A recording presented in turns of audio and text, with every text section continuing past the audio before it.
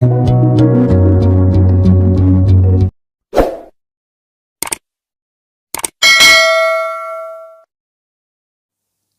Guys, இன்றைக்கி வந்து ஒரு தியரமுடைய ப்ரூஃப் பார்க்க போகிறோம். அதோடைய ஸ்டேட்மெண்ட் என்னென்னா, ஓகே நான் ஸ்டேட்மெண்ட் எழுதுகிறேன். Let G be a group. Let G be a group of order 231. Okay, என்ன ப்ரூவ் பண்ணணும்னா, then show that 11 silo subgroup என்னப்பா 11 silo subgroup of G is in the center of G. Okay, அதாவது என்ன சொல்கிறாங்கன்னா, ஒரு குரூப்போடைய order 231 இருக்குது அப்படின்னா அதில் உள்ள 11 சைலோ சப்குரூப் வந்து சென்டரில் இருக்குதுன்னு சொல்லணும். ஓகேங்களா? அதுக்கு Sylow subgroup, Sylow that means p Sylow subgroup அப்படின்னா என்னப்பா, எங்கேயாவது கேள்விப்பட்டிருக்கீங்களா? கேள்விப்பட்டிருக்கணும், ஏன்னா நம்ம சேனல்லே அதை பற்றி போட்டிருப்போம். இப்போ ஒரு குரூப்பினுடைய ஆர்டர் வந்து 200 அப்படி இருக்குன்னு வச்சுக்கோங்களேன். How can you right 200? So 8 into 25, correct? Yes. So 8 can be written as 2 cube, 25 can be written as 5 square. Okay, so இது என்ன அர்த்தம்னா, குரூப்பில் உள்ள ஏதோ ஒரு சப் குரூப்பினுடைய ஆர்டர் 2 கியூபாக இருக்கலாம் அல்லது 5 ஸ்கொயராக இருக்கலாம், இல்லை சேர்ந்து கூட இருக்கலாம். ஓகே, ஸோ இதோட மொத்தமாக மல்டிப்ளை பண்ணும்போது எனக்கு என்னவாகவே வந்துடும், குரூப்பாக வந்துடும். இப்போது இந்த சப் குரூப்பில் இருக்கு இல்லையாப்பா, சப் குரூப், அந்த சப் குரூப்பை வந்து இப்போ 2 கியூப் இருக்கு இல்லையா, அந்த 2 கியூபை எப்படி எழுதலாம்? 2 power 0, 2 power 1, 2 ஸ்கொயர், ஃபைனலாக 2 கியூப். ஓகே, இப்போ இந்த 2 power 0, 2 power 1, 2 square and 2 cube இருக்கு இல்லையா, இதெல்லாம் என்னன்னு சொல்லுவாங்கன்னா பி சப் குரூப்னு சொல்லுவாங்க. என்னதுப்பா? P sub group. இந்த பி சப் குரூப்பில் உள்ள பவர் இருக்கு இல்லையா, அந்த பவரோடைய மேக்சிமம் என்னவோ அந்த மேக்சிமம் பவர் தான் என்னன்னு சொல்லுவாங்கன்னா பி சைலோ சப் குரூப். என்னப்பா? பி சைலோ சப் குரூப்னு சொல்லுவாங்க. ஓகே, இங்கே பீன்றது வேறு ஒன்றும் இல்லை, ப்ரைம். இங்கே 2ன்றது ப்ரைம் இல்லையா, ஸோ இங்கே என்ன சொல்லிக்கலாம்? 2 சைலோ சப் குரூப் அப்படின்னு சொல்லிக்கலாம். புரியுதா? இந்த சைலோ சப் குரூப்னா என்னன்னு புரியுதா? அந்த பி சப் குரூப்போனுடைய மேக்சிமம் பவரை தான் பி சைலோ சப் குரூப்னு சொல்லுவாங்க. ஓகே, இப்போ உங்களுக்கு சைலோ சப் குரூப்னா என்னன்றதை அண்டர்ஸ்டாண்ட் ஆகிருக்கும். இப்போ ப்ரூஃபில் என்ன சொல்கிறாங்க? சரி, இப்போ உங்களுக்கு தெரியும்னு நினைக்கிறேன், நம்ம சேனல்லே வீடியோ போட்டிருக்கோம். சைலோவுடைய third theorem, Sylow's third theorem என்ன சொல்லுது? Sylow's third theorem, the number of silo P subgroup, okay, of G is of the form, என்ன ஃபார்மேட்ல பாருக்கும்? is of the form 1 plus kp. Okay, 1 plus kp. அந்த 1 plus kp என்ன பண்ணும்? where 1 plus kp which divides order of G. okay, so this k, இந்த k என்னப்பா? k being non-negative integer. okay, k being non-negative integer, அதாவது number of Sylow p sub group of G என்ன ஃபார்மேட்டில் இருக்குமா? 1 plus kp ஃபார்மேட்டில் இருக்குமா? அந்த 1 plus kp which divides என்னதுப்பா? order of G. Next, okay, நமக்கு கிவன் ஆர்டர் ஆஃப் ஜி என்ன கொடுத்துருக்காங்கன்னு தெரியும் இல்லையா? 231. 231ல் மல்டிபிள் ஆஃப் ப்ரைம்ஸை எப்படி எழுதிக்கலாம்னா 3 into 7 into 11. ஓகே, இப்போ தியரம் அப்ளை பண்ணுங்கள். நவ் என்ன theorem? Sylow's third theorem. Okay, now by theorem. Okay, so 1 plus 11k. Okay, that means இங்கே 11 தான் இங்கே divisor. Okay, which divides order of G இல்லையா? இங்கே ஆர்டர் ஆஃப் ஜி என்னென்னு எடுத்திருக்கோம்? 1 plus 11k which divides 231. Okay. Put k equal to 0. இது எங்கே substitute பண்ணுங்க. So, அப்போ 1 plus 0, which is divides. 1 divides 231, correct. Next, put k equal to 1. Okay. So, 11 into 1, 11. 11 plus 1, 12. 12 divides 231 na. It is wrong. Okay. 12 not divides 231. The only possibilities of k is, the only possible value of k is 0. Okay. The only possible value of k equal to 0. So, ஒரே ஒரு possible இருக்கிறதுனால therefore G has unique என்னப்பா unique 11 silo subgroup. ஆமாதானப்பா ஒரே ஒரு possible values தான் இருக்குது. அதனால G has unique 11 silo subgroup. இந்த 11 silo subgroup நம்ம என்னன்னு வச்சுக்கலாம்னா ஒரு H நீங்க மென்ஷன் பண்ணிக்கோ. ஓகே. ஸோ எப்போ இது யூனிக்காக இருந்ததோ அந்த சைலோ சப் குரூப் எப்படிப்பா இருக்கும், நம்ம சேனல்லே அதுக்கான லிங்க் போட்டிருப்போம், வீடியோ செக் பண்ணி பாருங்கள், நான் அதை டிஸ்கிரிப்ஷனில் கொடுத்துட்றேன். ஓகே. இந்த லெவல் சைலோ சப் குரூப் வந்து என்னவா இருக்கும், வெரி குட், நார்மலாக இருக்கும். ஓகே. ஓகே. இப்போ என்ன ப்ரூவ் பண்ணணும், ஈஸியாக நம்ம theorem to show 11 Sylow sub group is என்னப்பா, வெரி குட், சென்டர் ஆஃப் ஜின்னு is in the centre of G அப்படின்னு சொல்லிட்டு ப்ரூவ் பண்ணணும். ஓகே. சென்டர் ஆஃப் ஜி அப்படின்னா என்ன அப்படின்றது ஒரு சின்ன ரீகால் மாதிரி இங்கேயே ஒரு டெஃபினிஷன் கொடுத்துறேன் பாருங்கள். ஓகே. ஜெட் ஆஃப் ஜி இதானே சென்டர் ஆஃப் ஜின்னு சொல்லுவோம். அப்போ அப்படின்னா என்னென்னா ஒரு குரூப்லேருந்து ஒரு எலமெண்ட் எடுக்கிறேன்ப்பா, எனி எலமெண்ட். ஓகே. குரூப்லேருந்து ஒரு எலமெண்ட் எடுக்கிறேன், அந்த எலமெண்ட்டு குரூப்பில் உள்ள மற்ற எலமெண்ட்டு கூடலாம் என்ன பண்ணுமா, காமுடேட்டிவ் ப்ராப்பர்ட்டியை சாட்டிஸ்ஃபை பண்ணுமா. Okay. For all every X belongs to G. புரியுதா? அதாவது சென்டர் ஆஃப் ஜினா என்னன்னா குரூப்லேருந்து ஒரு எலமெண்ட் எடுக்கிறேன், அந்த எலமெண்ட்டு குரூப்பில் உள்ள மற்ற எலமெண்ட் எல்லாத்துக்கூடையுமே காமுடேட்டிவ் ப்ராப்பர்ட்டியை சாட்டிஸ்ஃபை பண்ணும். நவ் இப்போ நான் என்ன பண்ண போகிறேன்னா குரூப்பில் உள்ள ஒரு சப் குரூப்னுடைய ஆர்டரை இப்போ நம்ம 11 வச்சு நம்ம என்ன பண்ணியிருக்கோம், நார்மல்னு சொல்லியிருக்கோம் இல்லையா. 11 வச்சு 11 சைலோ சப் குரூப்பை வச்சு நார்மல்னு சொல்லிட்டோம். இப்போ குரூப்பில் இன்னொரு என்னென்னலாம் சப் குரூப் ஆஃப் ஆர்டர் எடுத்தோம், நம்ம 3 எடுத்தோம், 7 எடுத்தோம், அப்புறம் 11 எடுத்தோம். இப்போ நான் என்ன பண்ண போகிறேன், ஒரு 7 சைலோ 30th கூட அப்ளை பண்ண போகிறேன். ஓகே. எய்தர் 7 or 3 ஏதோ ஒன்று, 11 எடுத்துட்டோம், எய்தர் 7 or 3 நம்ம அப்ளை பண்ணிக்கலாம். அப்போது இது எதை டிவைட் பண்ணோம்னா குரூப்பில் உள்ள மற்ற சப் குரூப் ஆஃப் ஆர்டர் இருக்கு இல்லையா, 11 and 3, அதோடைய மல்டிப்ளிகேஷனை டிவைட் பண்ணும். So 1 plus 7p is divides 11 into 3. Okay. That implies என்னப்பா வரும், 1 plus 7p டிவைட்ஸ் 33. ஓகே. இங்கே நம்ம முன்னாடி பண்ண மாதிரியே ஒவ்வொரு வேல்யூவாக சப்ஸ்டியூட் பண்ணுவோம். புட் பியோட வேல்யூ 0 போடுங்க. இப்போ p 0 போட்டிங்கன்னா என்ன வரும், 1 divides 33. Okay. Very good, correct. Next yes, put p equal to 1.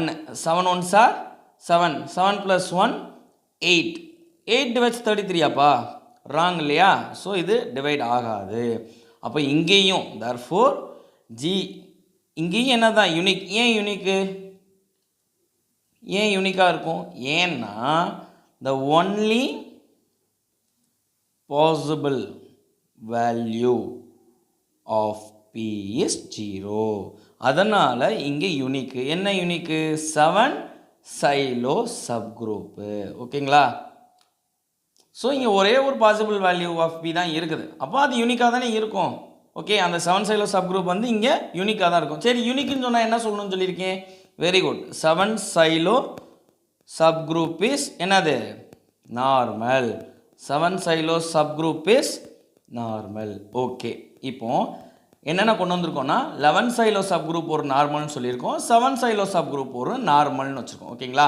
இப்போ இந்த இருக்கு இல்லையா, இந்த 7 சைலோ சப் குரூப்பை கேன்னு வச்சுக்கோமா, இதை ஒரு கேன்னு வச்சுக்குவோம், மறந்துடாதீங்க. 7 சைலோ சப் குரூப்பை வந்து கேன்னு வச்சுக்குவோம். 11 சைலோ சப் குரூப்பை என்னென்னு வச்சுருக்கோம், ஹெச்னு வச்சுக்கோம். இது ரெண்டையும் மறந்துடாதீங்க, நம்ம ஃபியூச்சரில் ட்ரைவ் பண்ணும்போது அதெல்லாம் செக் பண்ணுவோம். ஓகே.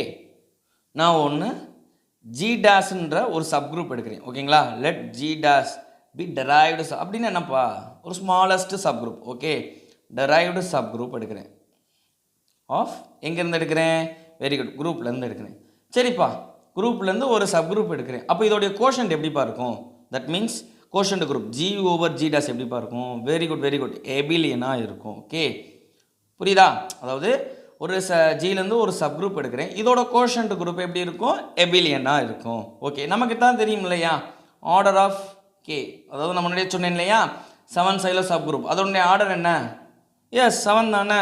ஓகே, அதோடைய ஆர்டர் வந்து 7. அப்போது அதோட கோஷன்ட் குரூப் எடுங்க, order of G over K. இது எப்படிப்பா எழுதலாம், very good, order of G divided by order of K. இது எங்கேயோ பார்த்த மாதிரி இருக்கா, ஒன்றுமே கிடையாது. லெக்ராஞ்சி தீரம் படித்திருப்பீங்க இல்லையா.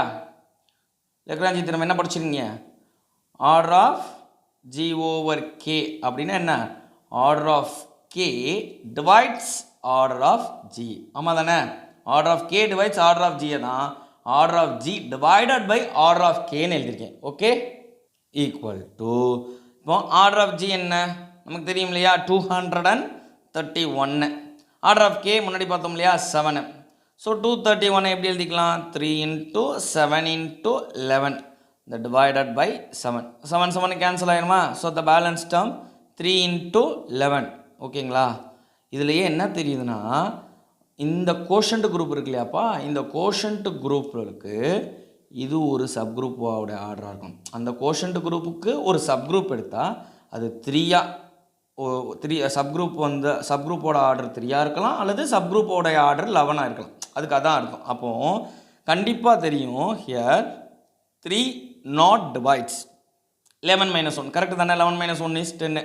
இது வந்து டிவைட் பண்ணாது.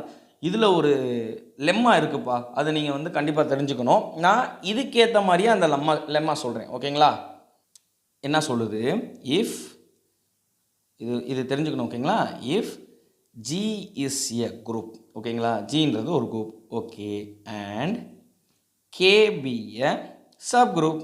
இந்த ஜீன் தான் என்னன்னா ஜி ஓவர் கே, அந்த மாதிரி ஞாபகம் வச்சுக்கோங்க. Okay, K be a sub group of order என்னன்னு பார்த்தோம், மேலே 3 இருக்குது அண்டு 11 இருக்குது.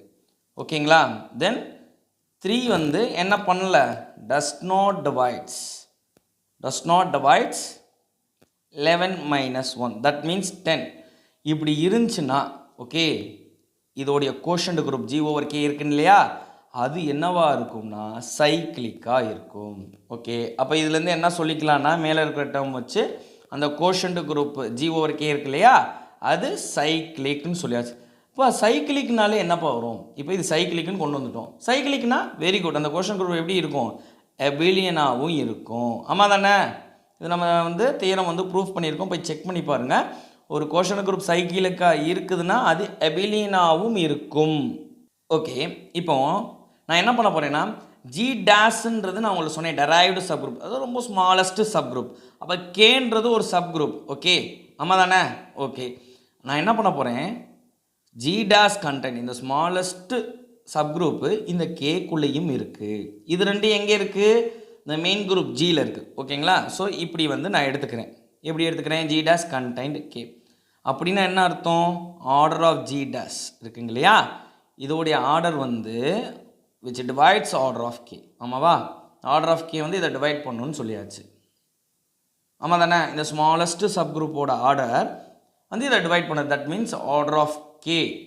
ஓகேங்களா, divided by order of G dash, இப்படி அர்த்தம். இதை தான் நம்ம இப்படி எழுதியிருக்கோம். ஓகே, ஆர்டர் ஆஃப் கே என்னப்பா, முன்னாடி தான் பார்த்தோம்ல 7 சைலோ சப் குரூப்போடைய ஆர்டர் தானே கேன்னு எடுத்தோம். அப்போ அது என்ன, அது 7 தானே, வெரி குட். அப்போ இந்த order of G dash divides 7. ஆமாம் தானே, அப்போது அது கரெக்டாக டிவைட் பண்ணுதுன்னா ஆர்டர் ஆஃப் ஜி டேஷ் உடைய வேல்யூ என்னவா இருக்கும்னா, கிட்டத்தட்ட நெருங்கிட்டோம் ப்ரூஃப்க்கு.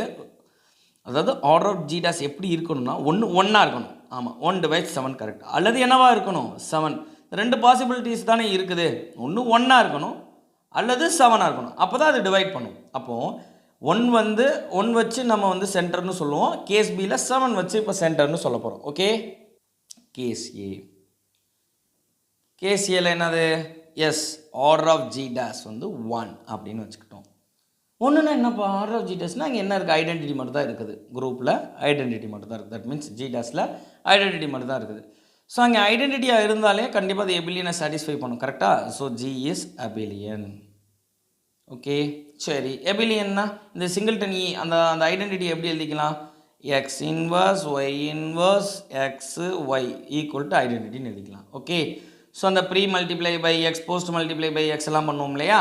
ஸோ அந்த மாதிரி பண்ணோம்னா இது அந்த பக்கம் சேஞ்ச் ஆகிடுச்சுன்னா எக்ஸ் ஒய் ஒய் எக்ஸ். ஆமாம் தானே? இது காமடேட்டிவ் ப்ராப்பர்ட்டி சாட்டிஸ்ஃபை பண்ணுது பாருங்கள். டெரைவ் பண்ணிட்டோம் கேஸியே. அதானே சொல்லுது, ஒரு எலமெண்ட்டை வந்து நான் குரூப்லேருந்து எடுத்துக்கிட்டேன், அந்த எலமெண்ட்டு குரூப்பில் உள்ள மற்ற எலமெண்ட்டு கூட காம்படேட்டிவ் ப்ராப்பர்ட்டியை சாட்டிஸ்ஃபை பண்ணணும். ஸோ அது வந்து என்னது, சென்டர் தானே. ஸோ சப் குரூப் என்னதுப்பா, sub group of G is in the centre of G. Achieve பண்ணியிருக்கோம். ஓகே, கேஸ் ஒரு கேஸ் வந்து முடிச்சாச்சு. இப்போ செகண்ட் கேஸ் என்ன சொல்லுது, ஆர்டர் ஆஃப் ஜி டேஸ் எப்படி இருக்கணும், 7.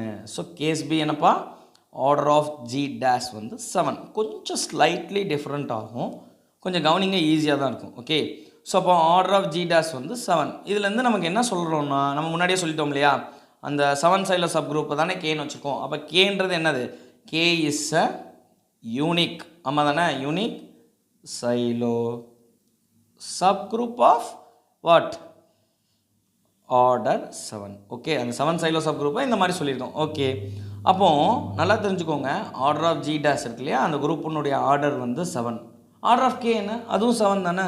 அப்போ இங்கே என்னென்ன ஆகி போச்சு, அதாவது ஆர்டர் ஆஃப் ஜி டேஸும் 7 தான், ஆர்டர் ஆஃப் கேவும் என்னென்ன எடுத்தோம், 7 எடுத்தோம்ல. அப்போ இங்கேருந்து என்ன ஆகி போச்சு, ஜி டேஸும் கேவும் இங்கே ஈக்குவல்னு ஆகி போச்சு. ஓகே, ஆமாம் தானே, சரி ரைட்டு. இப்போது நவ் இங்கே ஒவ்வொரு சென்டென்ஸும் முக்கியப்பா, எதுக்கு இதை தேவையில்லாமல் எழுதுகிறாங்கன்னு நினைக்காதீங்க.